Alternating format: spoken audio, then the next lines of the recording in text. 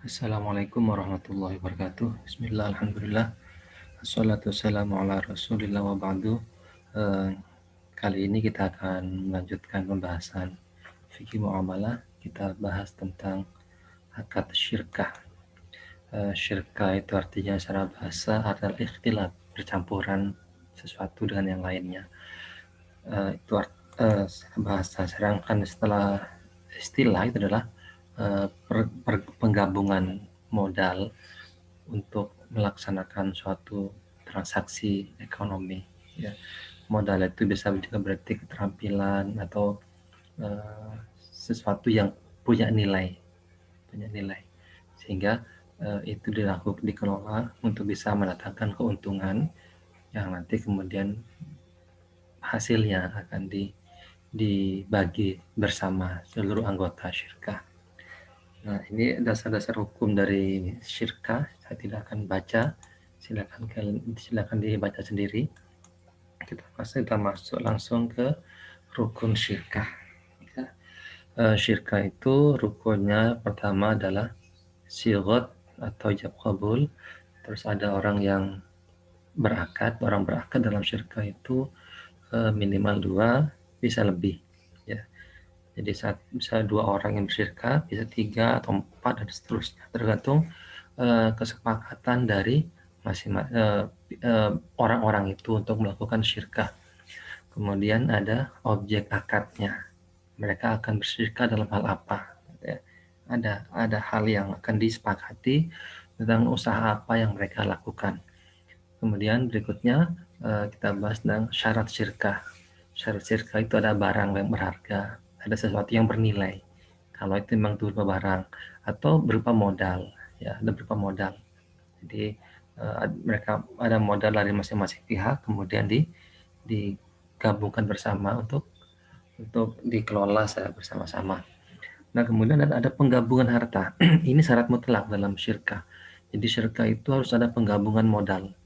2 modal itu ada, jadi tidak ketahuan nanti mana modal milik si A, si B, dan seterusnya. Berikutnya adalah masing-masing pihak mengizinkan rekannya menggunakan harta tersebut, mengelola harta tersebut, menggunakan itu artinya mengelola harta tersebut untuk kepentingan bisnis, ya. Itu ada izin dari masing-masing pihak. Nah, artinya apa? Bahwa syirkah itu modalnya memang kepercayaan. Jadi modal utama dalam syirkah adalah kepercayaan. Tidak ada kepercayaan, maka tidak mungkin ada syirkah. Ya. Jadi masing-masing itu sering memberikan izin dan masing-masing mengetahui apa yang dilakukan oleh oleh mitranya itu. Ya. Karena izin itu nanti terkait dengan bisnis apa yang dilakukan. Ya. Bisnis apa yang dilakukan itu kan tergantung pada kesepakatan awal tadi itu. Nah, berikutnya adalah untung dan rugi ditanggung bersama. Itu syarat syirkah. Jadi untungnya ditanggung bersama, rugi juga ditanggung bersama. Keuntungan dan kerugian itu bisa dihitung dari persentase jumlah modal yang disetorkan. Ya, bisa dengan cara seperti itu atau dengan kesepakatan di luar, tidak menggunakan persentase itu. Tapi dari modal, ya. Jadi dari modal, persentase dari modal. Jadi misalnya A dan B, misalnya si A itu misalnya si A, ya, si A itu menyetorkan modal 60%, si B 40%. Nah, nanti keuntungannya bisa si A 60%, si B 40%.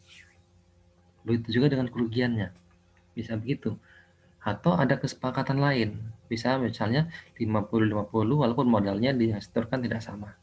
Bisa dengan cara seperti itu. Itu tergantung kesepakatan. Nah, kita lanjutkan ke macam-macam syirkah. Ada syirkah amlak. Syirkah amlak itu syirkah yang terjadi tanpa ada akad. Misalnya dapat dapat pemberian dari orang. Ada 3-4 orang dapat hibah, ya. Dimiliki secara bersamaan.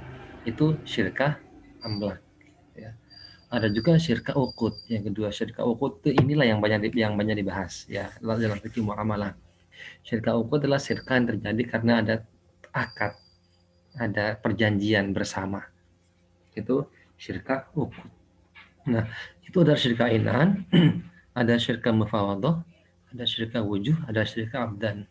Syirka inan itu adalah syirka yang di mana seorang itu atau beberapa pihak itu menyetorkan modal, eh, kemudian dikelola, dicampurkan modal itu, dikumpulkan, kemudian dikelola secara bersama-sama sesuai dengan kesepakatan. Jadi masing-masingnya itu kemudian bekerja mengelola itu sesuai dengan kesepakatan, sehingga masing-masing tahu apa yang dikerjakan oleh pihak oleh mitranya itu. Itu namanya syirkah inan, syirkah inan. Kalau syirkah mufawadah itu mirip dengan syirkah inan, masing-masing juga menyetorkan modal, tapi tidak ada penjelasan kesepakatan model kerja apa yang dilakukan, sehingga dua pihak ini atau pihak-pihak yang terkait dengan syirkah itu eh, bebas melakukan apapun yang mereka lakukan. Ya, mereka ada kebebasan yang besar, yang luas ya kepada masing-masing mitra itu untuk melakukan eh, apa namanya kegiatan transaksi bisnis. Jadi bisa macam-macam bisnisnya. Dan masing-masing pihak tidak tahu, tidak harus tahu apa yang dilakukan oleh mitranya itu. Itu syirkah mufawadah. Karena itulah maka ulama mengatakan bahwa syirkah mufawadah itu tidak sah karena banyak gorornya di situ. Berikutnya adalah syirkah wujuh. Syirkah wujuh adalah syirkah wujuh itu artinya modal apa namanya itu ya.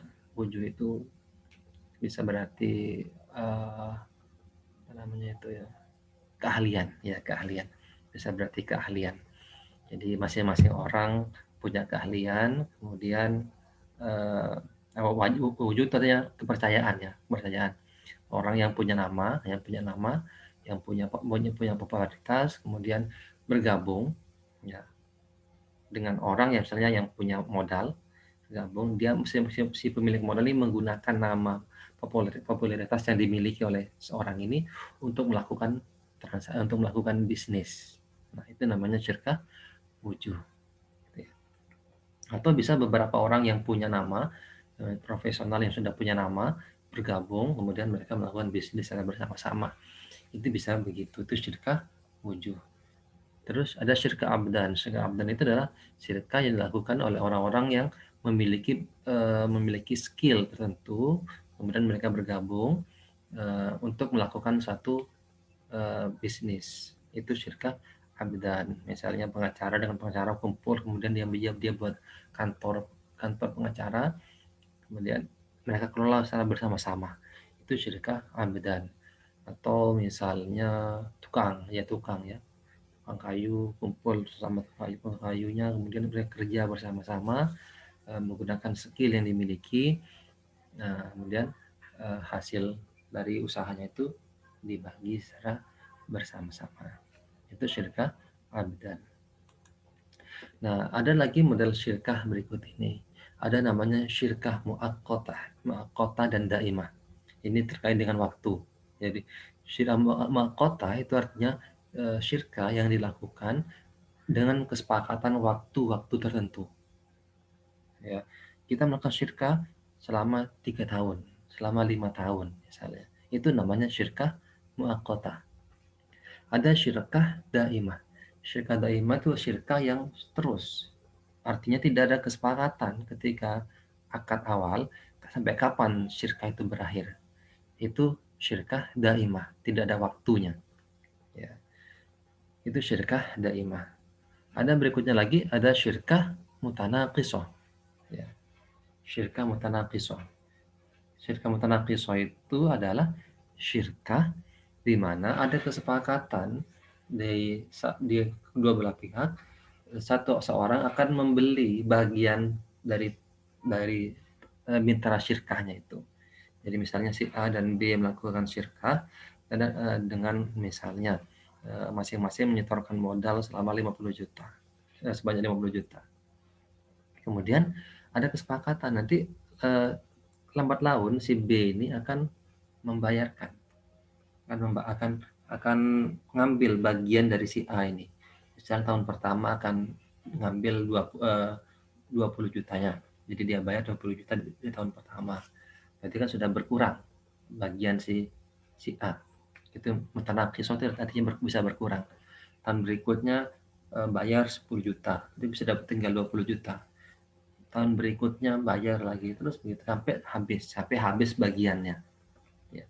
Itu namanya musyarakah mutanaqishah. Ya. Kemudian ada syirkah amwal, yang tadi itu yang terkait dengan harta.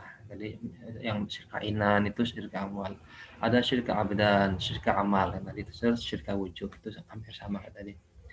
Ini yang model syirkah yang ada di fatwa DSN, Dewan Syariah, Dewan Syariat Nasional. Ya, DSN MUI. Ini model syirkahnya. Saya kira seperti ini pengantar tentang syirkah pada pertemuan ini. Nanti akan kita bahas pada untuk kita diskusikan pada forum berikutnya. Saya akhiri. Assalamualaikum warahmatullahi wabarakatuh.